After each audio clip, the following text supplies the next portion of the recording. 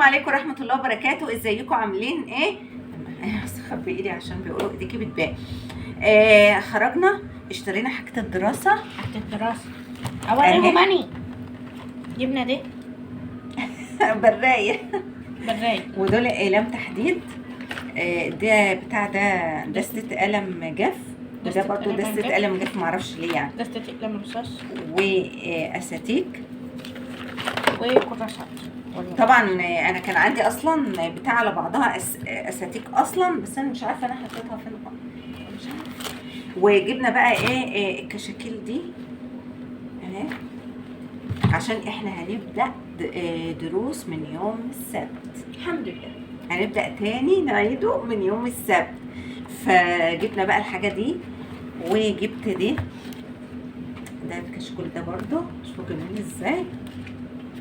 والله الواحد محس بالاجازه، انا حاسه انها عملت كده يعني، مش عارفه.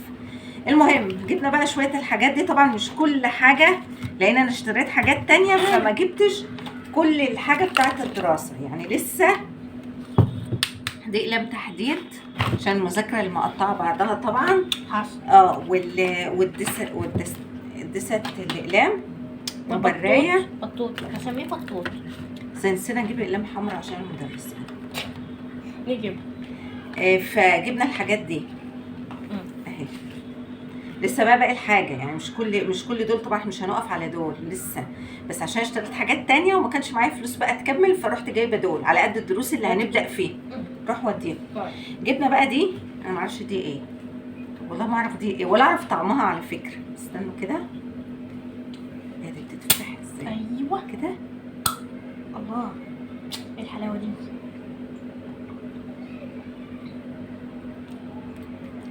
هي عامله زي الرمان كده، بس قلبة على كاكولا على رمان.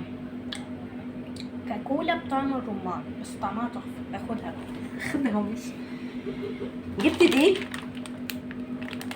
دي كنافه بالكريمه والحليب، بس انا ما اعرفش هل هي جاهزه وهحطها في الصينيه كده وخلاص، ولا انا هعمل ايه. لسه هفتحها معاكم وابقى اشوف دي ايه بالظبط، مش عارفه. وطبعا جبت جبنه رومي وجبت عيش توست. دلوقتي انا هعمل ايه عشوائيه صغننه كده، استنى عشان هتاكل. هناكل. هعمل عشوائيه كده معاكم واشوف برضو الكنافه دي ايه نظامها، انا مش فاهماها.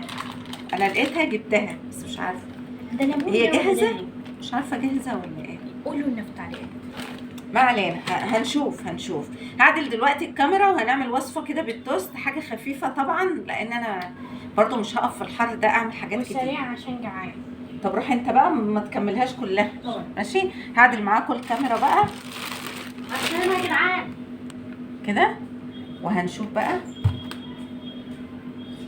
انا معايا كده القارب بتاعي، هجيب التوست وهحطه كده، بصوا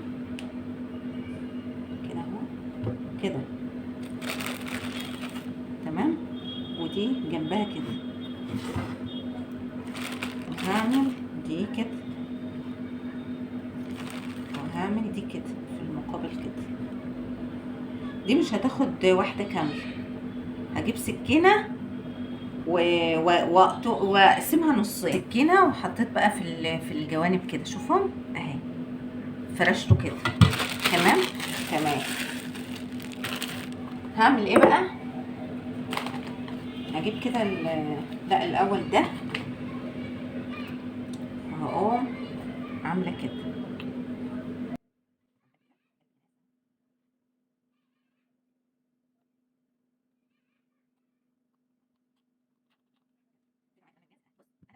اهو هعمل ده كده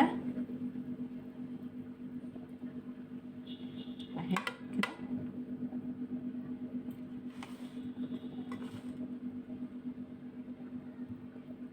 شوفوا، انا عاوزه افرش الكاتشب على كله كده اهو كده. اللي عاوز بقى يحوش الحروف بتاعته براحته. تمام. هاجي هنا بقى عندي المايونيز، بس ما يكونش خلص. هحط برضو ايه خلاص ولا ايه؟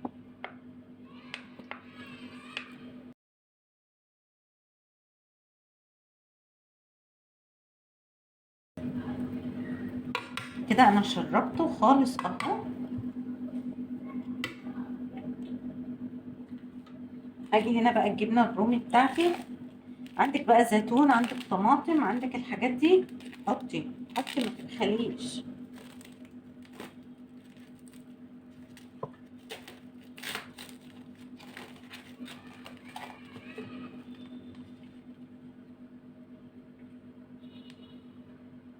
اصبحت البيتزا دلوقتي تتعمل باي حاجه كانت، بعيش توست، ببطاطس، باي حاجه، مع مش لازم ان احنا نقعد نعجن وان احنا نقعد نخمر والكلام ده.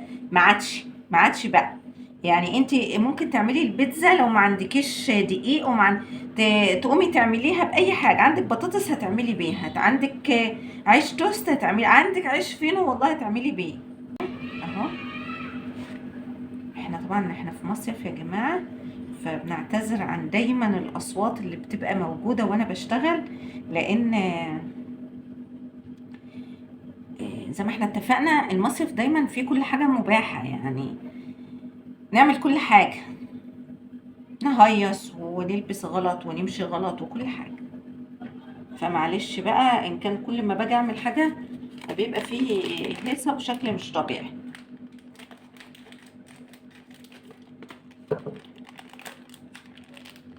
اهو.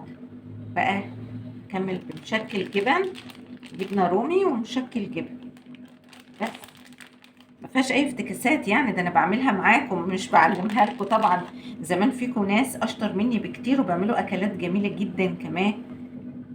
الست المصريه ما فيش كل حاجه يعني بتدبر امورها في كل حاجه.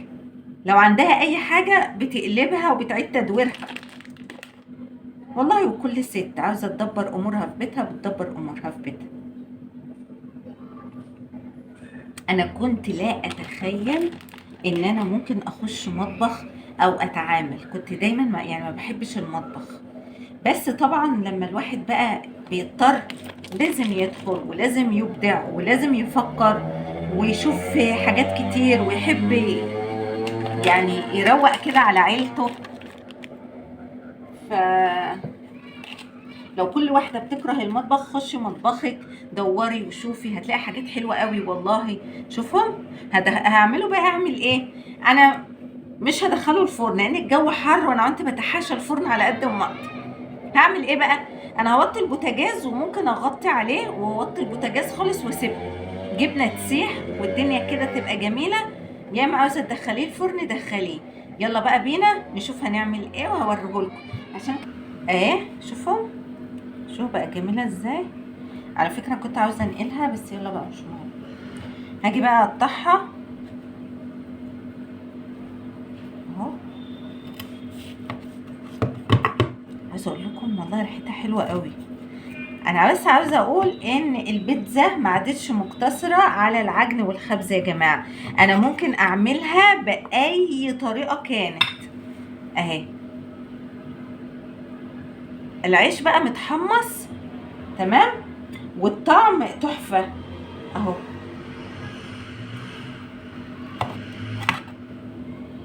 شوفوا العيش متحمص والواحده بوحدتها حاجه جميل قوي وطعمه حلو. وكل واحد هياخد الحته بتاعته معروفه هي نظامها وطعمها جميل يعني بصراحه حاجه تحفه.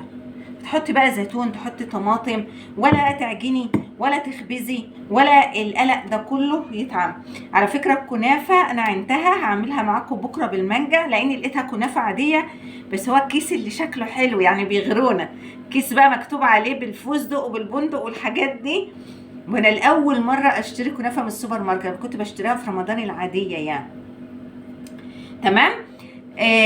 نروح بقى نتعشى. تعالوا معانا ومتنسوش الاشتراك في القناة عشان دايما نبقى متواصلين مع بعض. استودعكم الله والسلام عليكم ورحمة الله.